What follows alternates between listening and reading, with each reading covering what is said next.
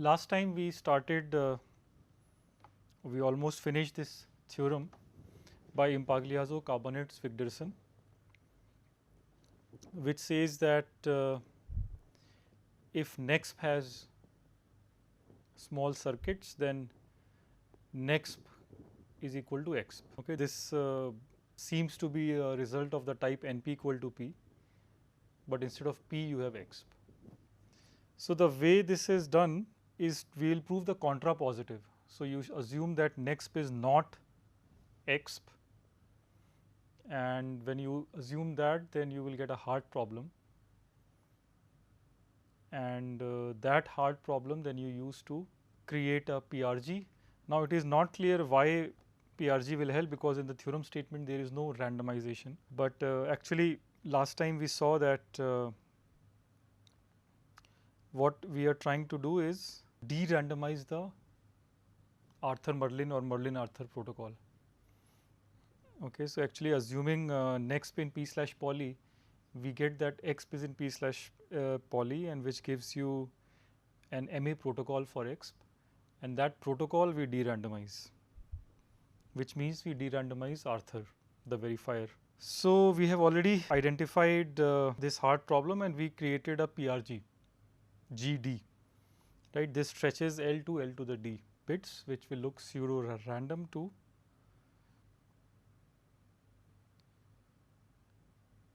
limited computation.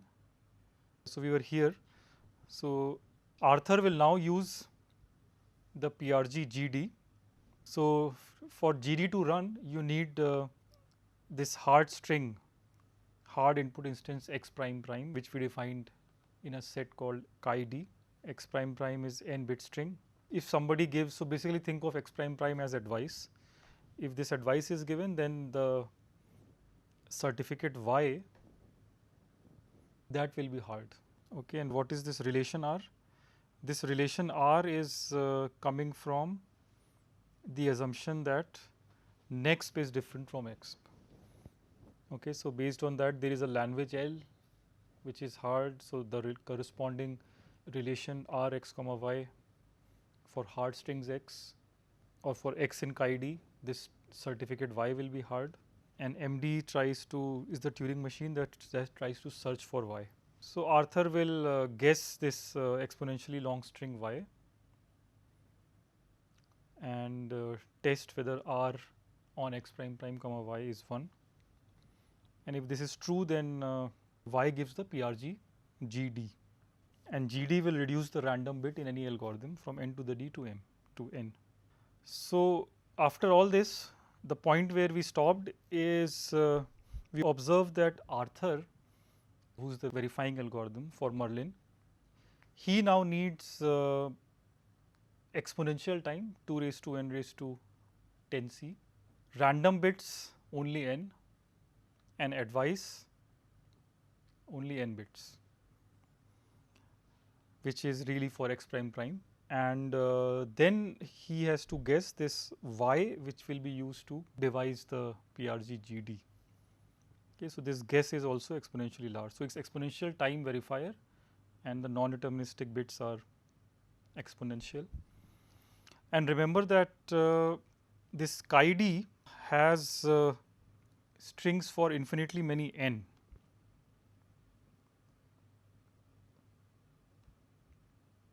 For infinitely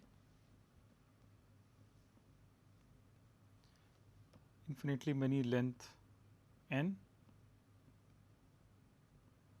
right. So what you get is the following result. So you get that there exists a constant C prime such that EXP, remember that Arthur is trying to solve EXP, right? EXP equal to MA is the protocol that Arthur is trying to de-randomize. So what you have shown is that any problem in EXP, by the above blue statement, any problem in EXP is in infinitely often, or let me first write the class which is n times. So non-deterministic time is exponential, 2 raised to n raised to c prime. So, this includes in particular time and also the guess, right. Time is exponential, guess is exponential. So, this is n time exponential, but this is not enough. Arthur also needed n random bits and n advice. So, that you can think of as 2n bit advice. So, we write it like this. Okay, advice string is of length 2n, and this is not true for all n, it is only true for certain n's, infinitely many. So, we will write infinitely often, that is what we get.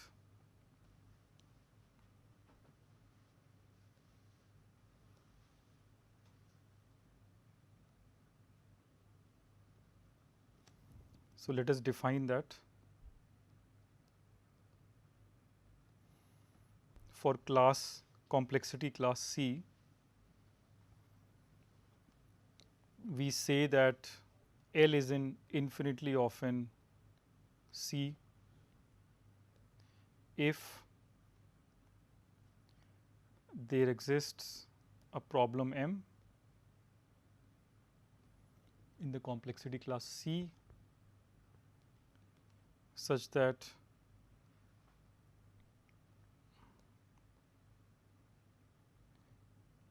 L follows M for infinitely many n.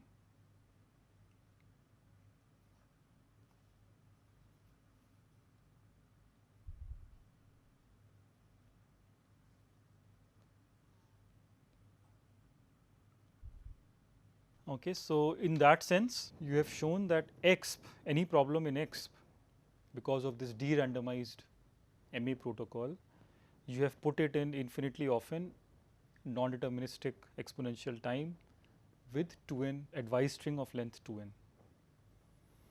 Okay, that is what we have achieved in this long proof. Now, remember that we wanted to get to a contradiction. So, are we there yet? So, since we have also assumed that next is in P/poly,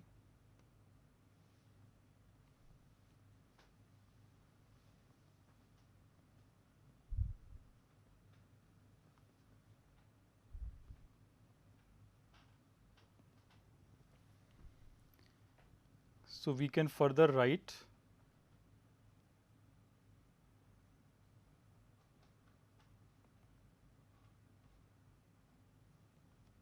that there exists a constant C prime prime such that exp is in.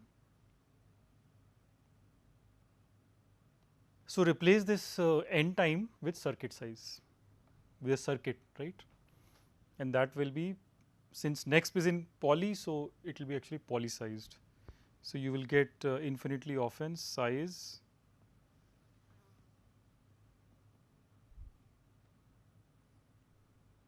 n to the C prime prime. Okay, that is what we get from the previous n time statement. Now, I claim that this is a contradiction. Okay, why is this a contradiction? Because basically you are saying that every exponential time solvable problem has a small circuit. Okay, this you can contradict by a hierarchy theorem or by a diagonalization argument. So, that I leave as an exercise.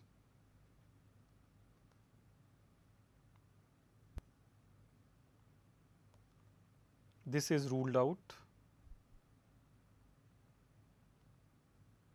by standard diagonalization argument.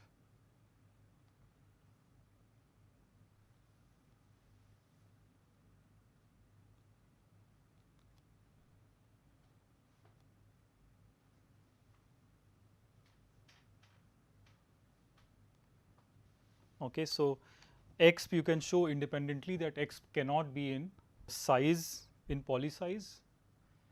See, this is much stronger than P/poly. This is actually C prime prime is fixed, right? It's a fixed constant. So, note that C prime prime is fixed. So, use this, okay, it is not p/poly, it is actually a particular size, and because of this you can actually give a diagonalization based proof that x cannot be contained there. So, this contradiction means that our original assumption that nexp and exp are different, that was false. So, this means that if you assume nexp and exp different, then nexp cannot be in p/poly.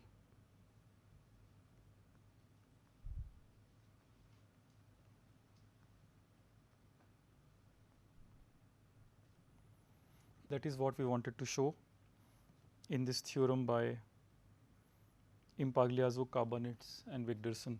And the key thing here was this PRG construction GD, which de-randomized exp equal to MA result. Okay, that is how you got the contradiction. So, this is a very unexpected proof technique for this theorem, because the theorem statement did not ask for any PRG or randomization. Yeah, as we saw in the beginning,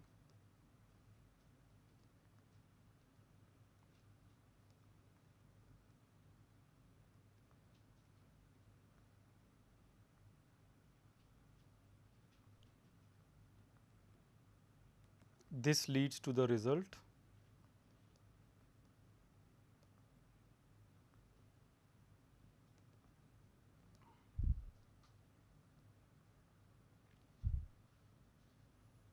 by Impagliazzo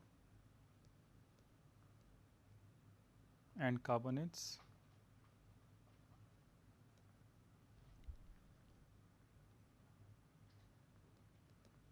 That if PIT is in P,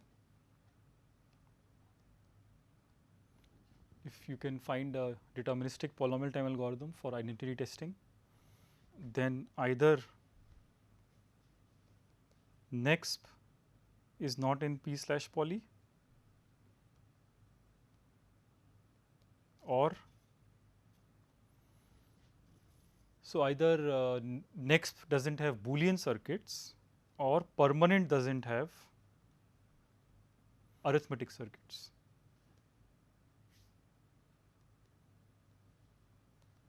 So, it is mixed, this result, mixed result, either Boolean circuit lower bound or arithmetic circuit lower bound. So, here we critically used this assumption nexp in p/poly, and which needed nexp equal to exp result, right. So, that is now completely proved. So, what we are missing in that proof, still we are missing a detailed proof of worst case to average case hardness. This we will need, we have used this many times before in other results. So, the only thing remaining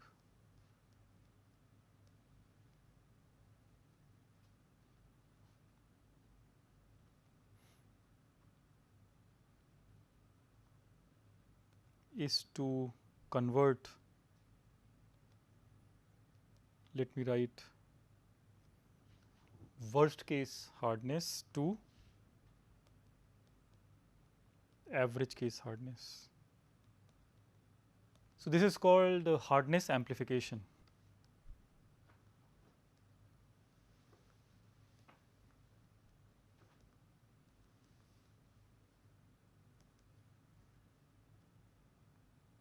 Okay, you have worst case hardness, some function that is, let us say, e time computable, 2 raised to order n time computable, and from that function you want to get another function which is computable in similar time, but it should be average case hard, right. So, almost all the inputs it should be hard. So, this is a new topic and it will force us to develop many new techniques, in fact a whole area that is called error correcting codes. Okay, so, we will develop a lot of error correcting codes in this chapter, and this will likely be the last chapter in this course. So, what is our goal here? Again, our goal is to construct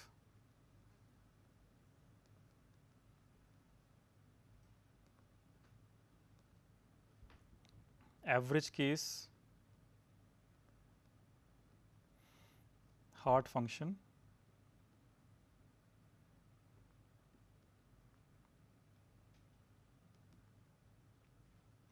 using a function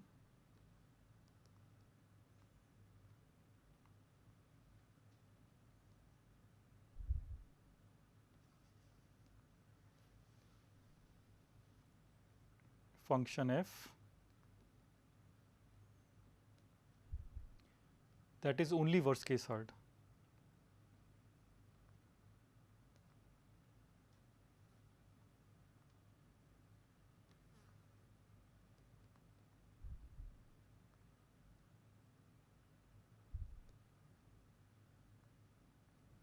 Okay, that is our goal. So, how can this thing be conceivably done? How do you even start to convert a worst case problem to an average case problem, worst case hard function to average case hard function, and remaining explicit, right? You want E explicitness.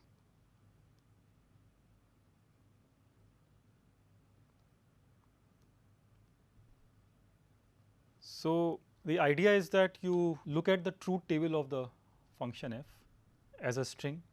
It is a long string, length 2 raised to n, and what you can do. So, truth table as a string means that each location corresponds to an input instance, and what is the answer there, right. So, the hardness is, you can think of the hardness as being in one location only, it is not everywhere. You want to spread it almost everywhere, you want to diffuse it. So, that diffusion will be done by a great mathematical object called a code, error correcting code.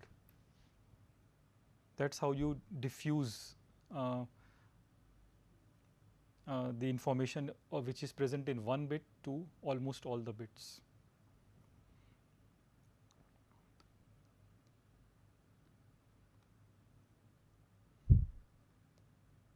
So, view f as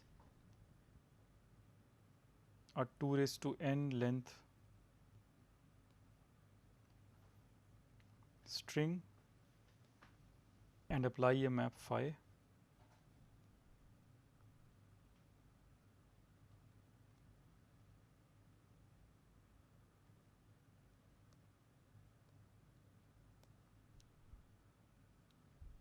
Apply a map phi that diffuses the hardness or spreads the hardness.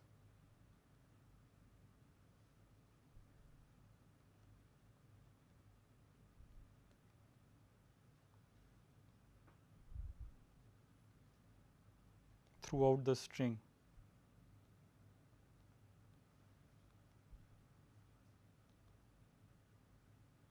Okay, and this map phi will be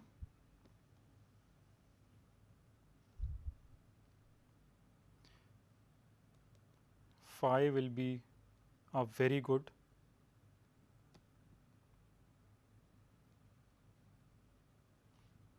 error correcting code.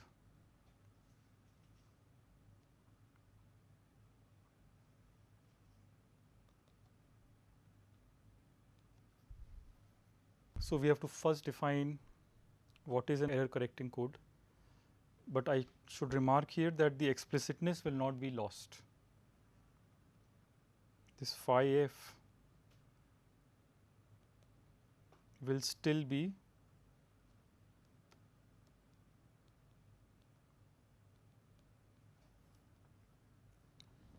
because of these very good properties of the error correcting code. It will be efficient to encode and then very efficient to decode. So, which is why actually phi f will remain E computable, E explicit. Moreover, it will become from worst case it will become average case hard.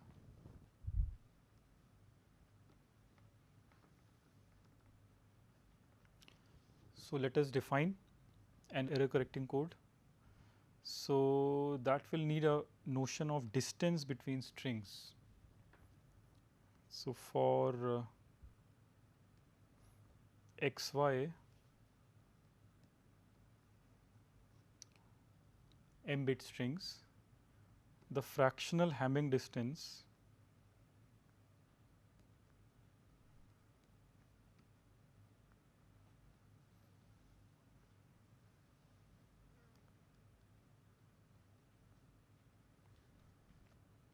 denoted delta. Okay, this is the number of locations where x and y the strings differ.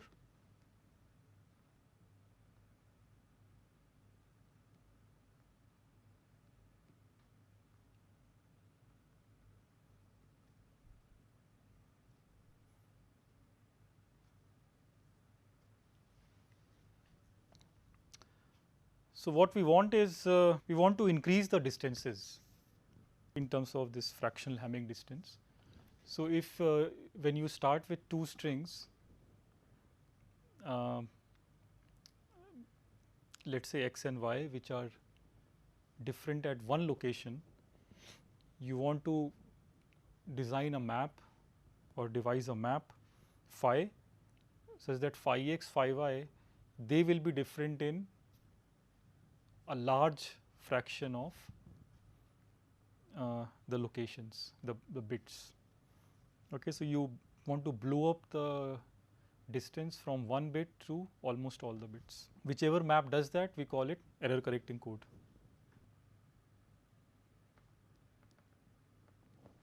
For delta 0 1,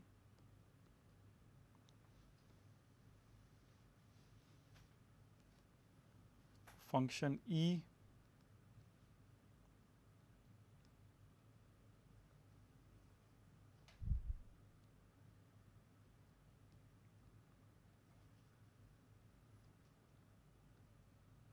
is an error correcting code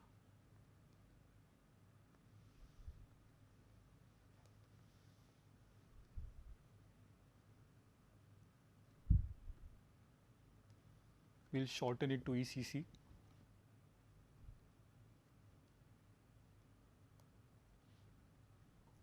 With distance delta.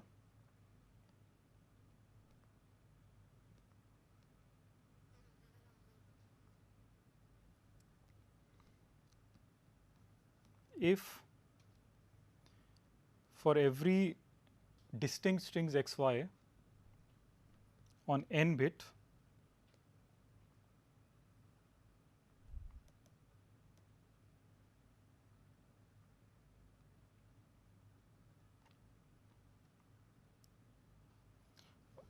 so as I said, what should happen is this Ex Ey, they should be far apart.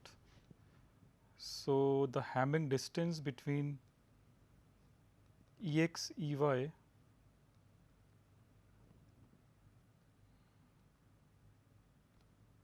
that should be at least delta. Okay, so remember originally it was what? For x comma y, the distance was 1 by m, right? It was, they were different possibly only in one place, but after applying E in the image, they are different in delta m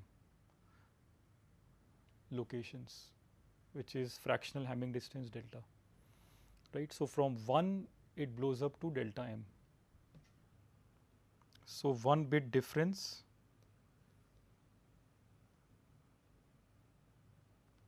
becomes delta m bits.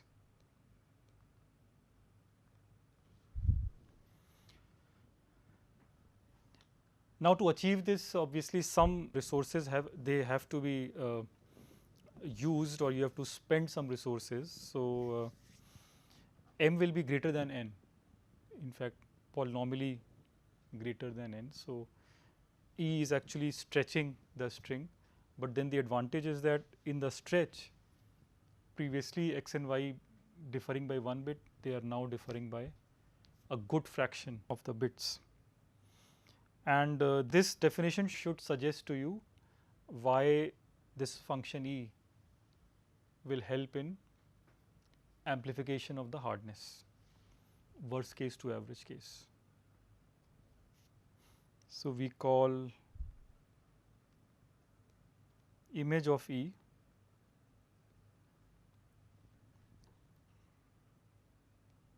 naturally Ex for all x,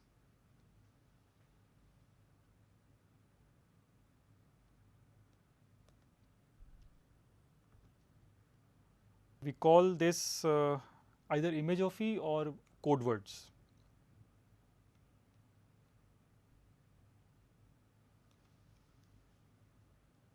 Okay, so these are the code words, and as I have said, from the domain when you go to code words, the code words are far away. The code words, I mean this fractional Hamming distance or Hamming distance being large means that if you draw balls around code words, these even big balls will not intersect. Okay, they are far apart in the space. So, you can look at this.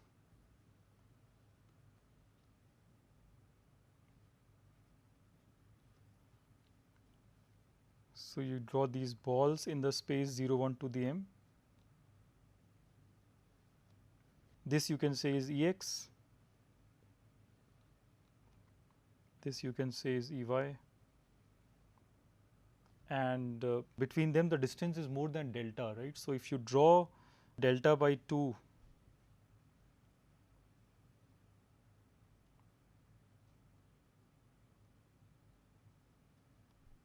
so if you draw balls of radius delta by 2 around Ex, around Ey, these balls will not meet. There will be no code word inside these balls. Or to put it simply, let me just draw one ball.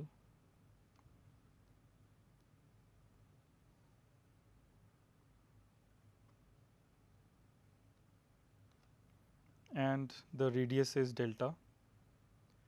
So, the claim is that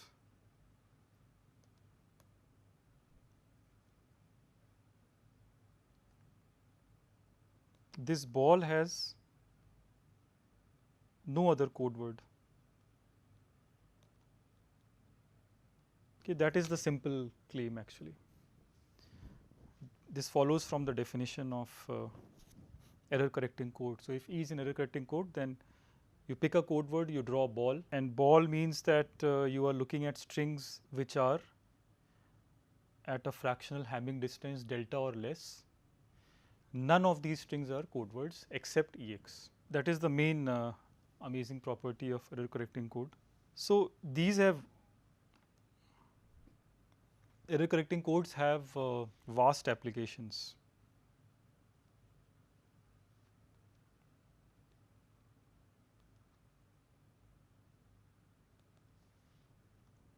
So,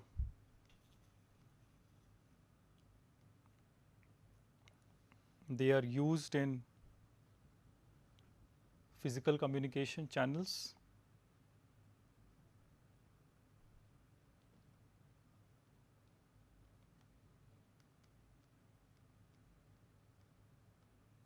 which can be wired, it can be wireless, it can even be satellite communication. Okay, any kind of communication channel you want your message to be relayed or broadcasted with errors. There will be errors, but then the receiver should be able to correct them. Okay, that is the main reason why communication channels will not work without error correcting code, and the same reason for storage media.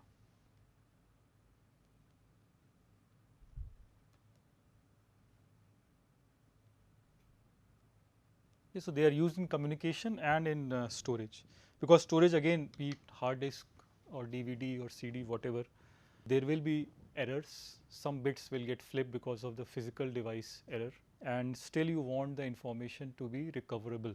So, you have to actually store the information in some coded form, and that is done by error correcting code. The reason why this will be good also in hardness amplification, we can talk about it in a bit more detail than before.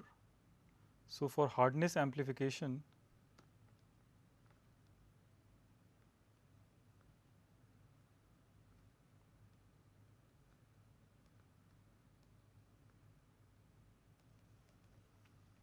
Yeah, we'll discuss now how exactly E will act and time complexity. We'll quickly go through the parameters for hardness amplification, how this error correcting code E will act. So, let f be a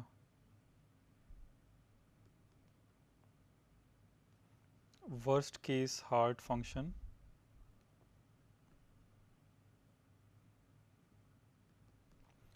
of course, we will only look at Boolean functions. So, let f prime be its truth table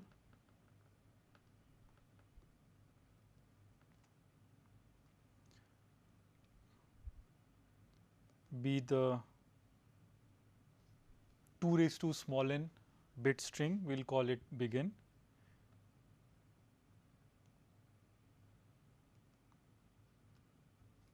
Expressing the truth table.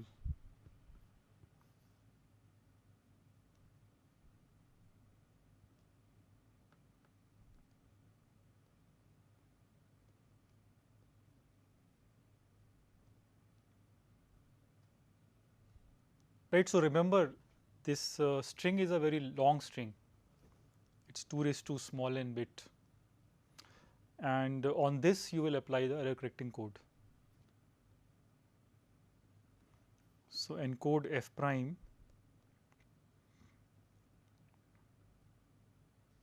by an error correcting code that stretches begin bits to. Now, since we will only look at efficient error correcting codes, obviously the stretch will only be polynomial. So, begin will stretch to begin to the C.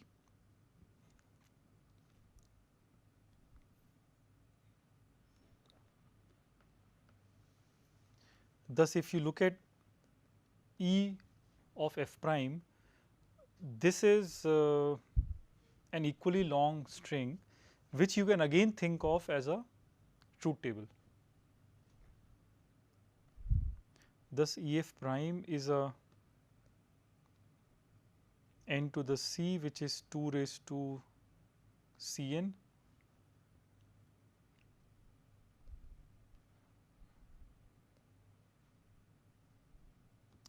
bit string expressing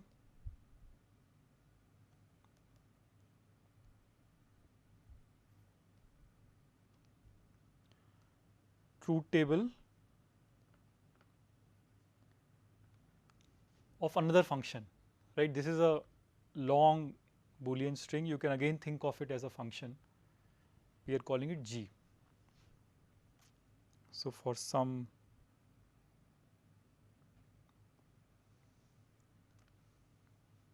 G C n bit to 1 bit.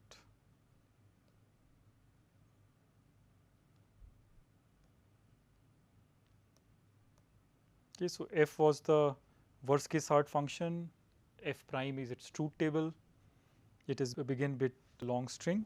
Use an error correcting code E for polynomial stretch, and E f prime is now seen as a truth table of another Boolean function G, right. So, we will show in this topic, we will show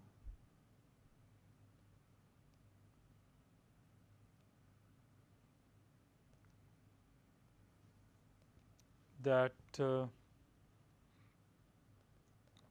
if E has, so encoding you have already assumed will be polynomial time, it is polynomial stretch, polynomial time, but decoding has actually many possibilities, we will gradually make it better and better. So, the ultimate thing that we will need for this amplification to work is nice local decoding properties.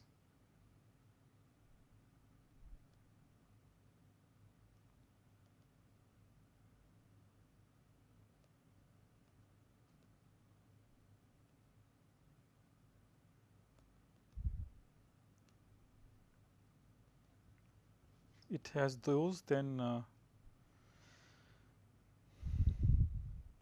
G is average case hard.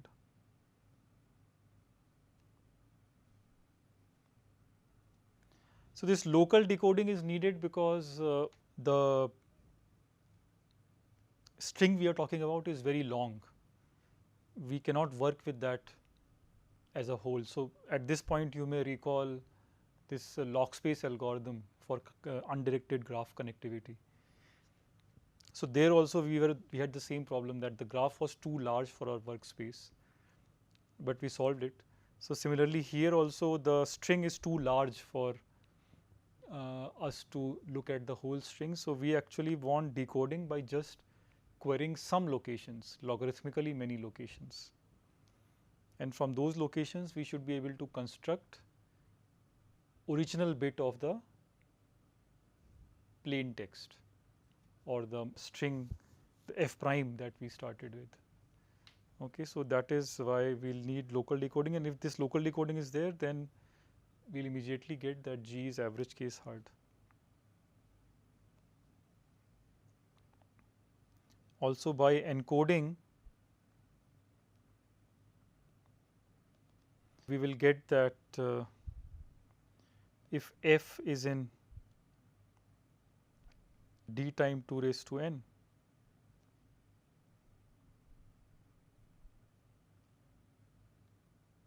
then G as well. So, encoding will imply that G is explicit, which is 2 raised to n time computable, and local decoding will imply that G is very hard, much harder than what f was. Now, what we will do is we will go deeper into error correcting codes, some properties of it, then how to construct them, how to do those encodings, and what is the distance, and finally all kinds of decoding that we will need. So, it will be standard decoding or list decoding, and finally local list decoding. Okay, these are the topics that we will now cover. So, let us start that.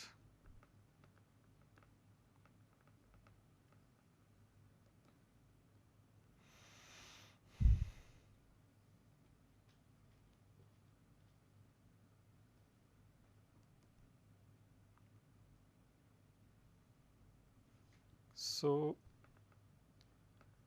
what is error correction? Why is it useful? And what kind of codes do we need? So, practical applications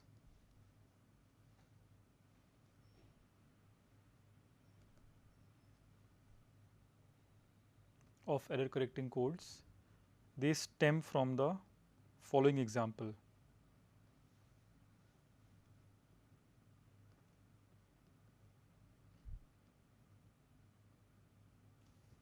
So, what happens in this example is Alice wants to transmit Bob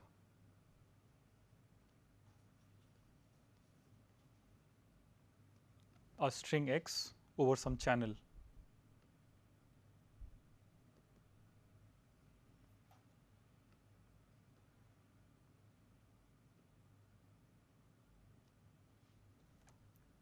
On a channel that will corrupt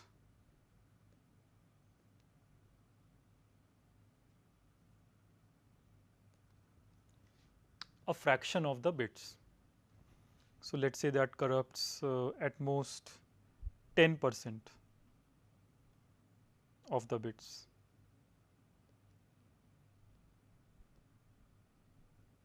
Okay, so, this corruption is involved in the channel, but it is limited by some percentage. In general, it is limited, it is something below 50%. Okay. Let us say 49% and below. So, we model it in the following picture. So, Alice A has a message x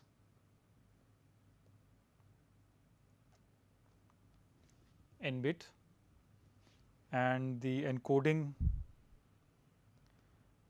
The code word is E of x, that's m bits. This is now what is sent to Bob.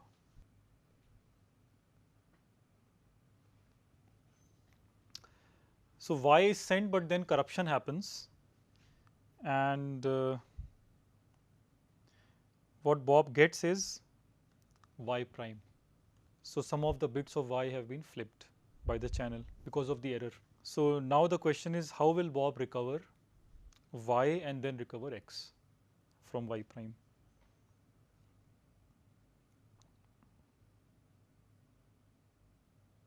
The guarantee is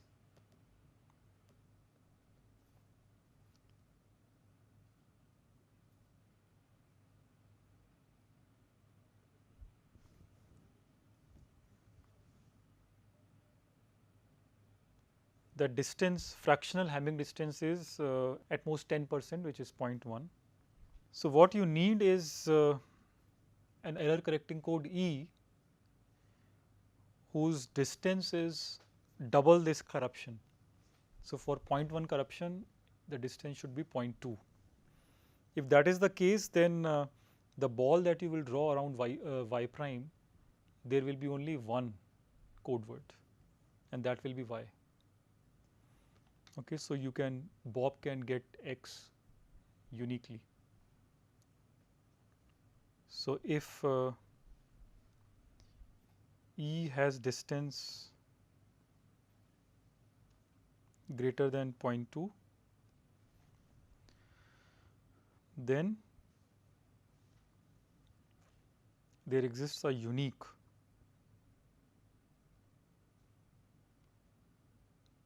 W such that the distance of this code word EW from this y prime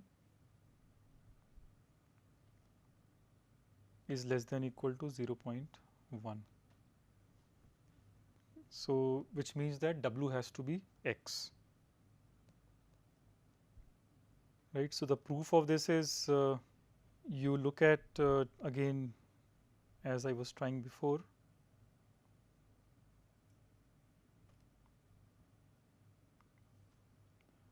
look at EW,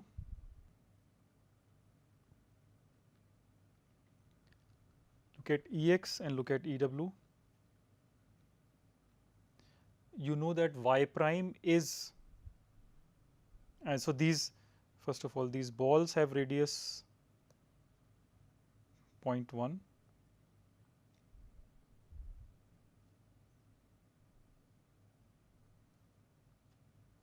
And what you are told is that in this ball around Ex of strings with Hamming distance, fractional Hamming distance less than or equal to 0.1, there is y prime.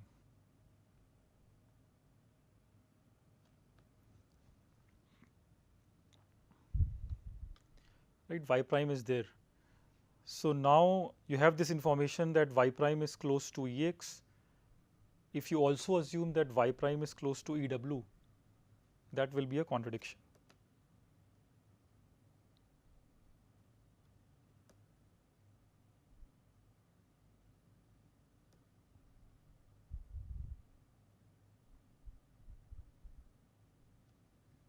So this is Ex. So the distance that you are looking at is this, right? So y prime, if you assume, is close to Ex, and if you assume that y prime is close to EW, then that would mean that both Ex and EW are also close, right? But since both are code words, you know that these two code words are far away. They are further away than 0.2, right? So which means that EW has to be far away from y prime. So that is the basic idea. Okay, if you take code words far away, then even if you perturb one of the code word Ex to y prime, still it will not come close to any other code word. It will remain far away. So Thus y prime is close to only Ex. And this is at least existentially Bob will be able to recover X. Whether there is an algorithm or not, fast algorithm or not, that is still not clear from this picture. But you can see the relationship between distance of a code and the amount of error that can be tolerated. So, this motivates the design of codes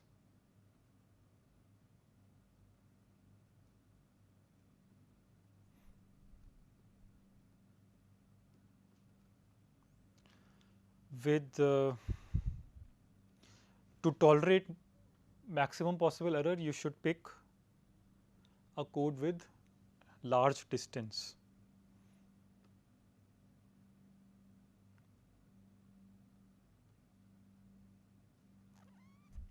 Now, one thing to note is the distance between two code words, the maximum distance that you can get is only half, right? You cannot have all the code words, each of the pair having distance more than half. That is not possible. So, note that delta will be less than equal to half. More than this is impossible, but you want to get as close as possible to half, and hence you will be able to then handle errors, or Bob will be able to handle errors up to delta by 2. You want the stretch to be not too much, you want the code to be efficient, so small length m.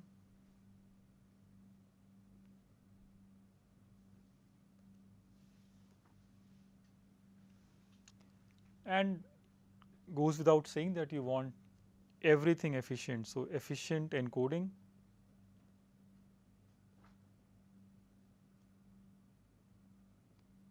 and decoding.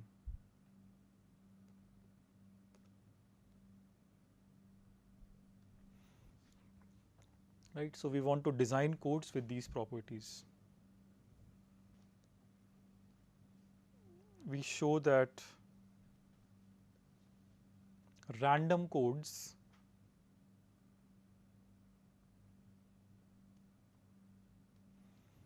does satisfy the first two properties.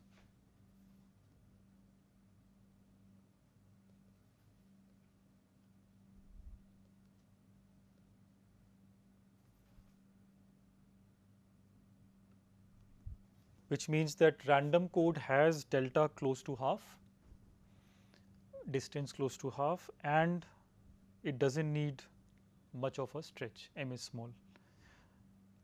It will not be efficient because in your space you have 2 raised to n strings, and you are assigning to every string you are assigning a random m bit string, right. So, it is obviously the time is 2 raised to n already for encoding.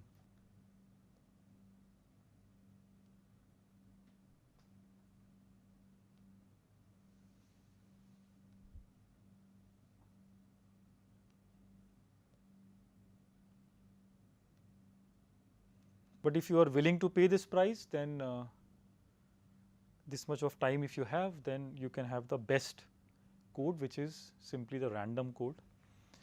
How do you prove this? So, let us first state it formally. How big is delta and how small is m?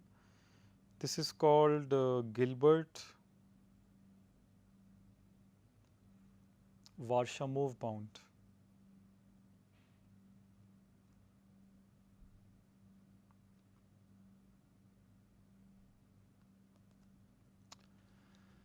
So, for any delta, in fact, positive less than half, for any delta and large enough n,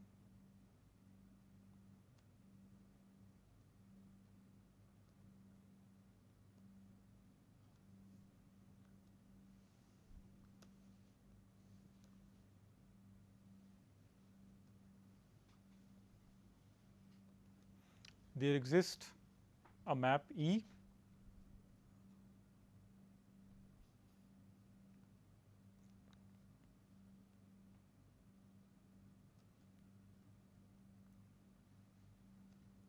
which is an error correcting code with distance delta.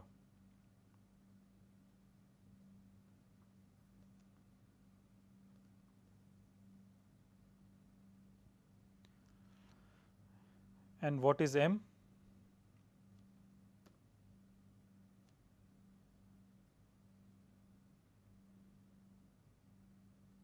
Two n by 1 minus h delta, where h is the entropy function.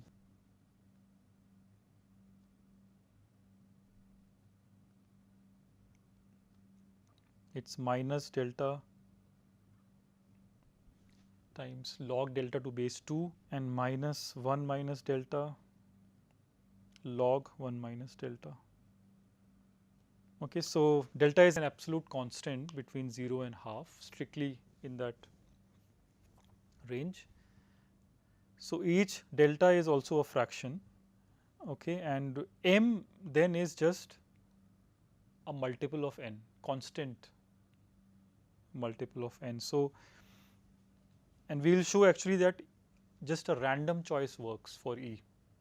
Okay, a random map will already be an error correcting code with delta distance, which you have picked anything between 0 half, and the stretch that it will do is only a linear, it is only by a constant multiple. Okay, so this H delta is called Shannon's entropy. H delta is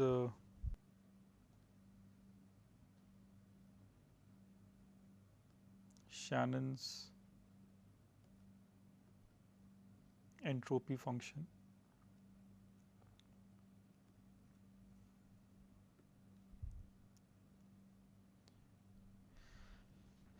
And you would check that H 0 is 0 and H half is 1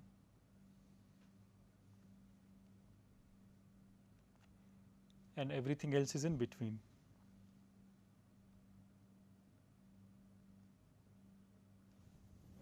Okay, so H delta is just a fraction between 0 and 1, and hence this n is just, m is just order n. So what is the idea?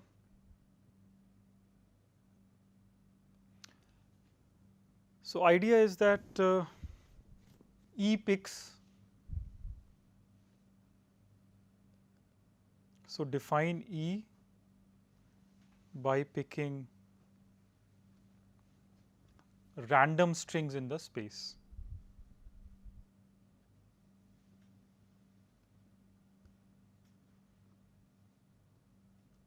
So we have already fixed the space, image space 0 1 to the m. M is this number order n, and just if you just pick random strings from that space and assign to any string or to the respective corresponding string in 0 1 to the n, that will satisfy the distance delta property. Okay, so we will prove this next time.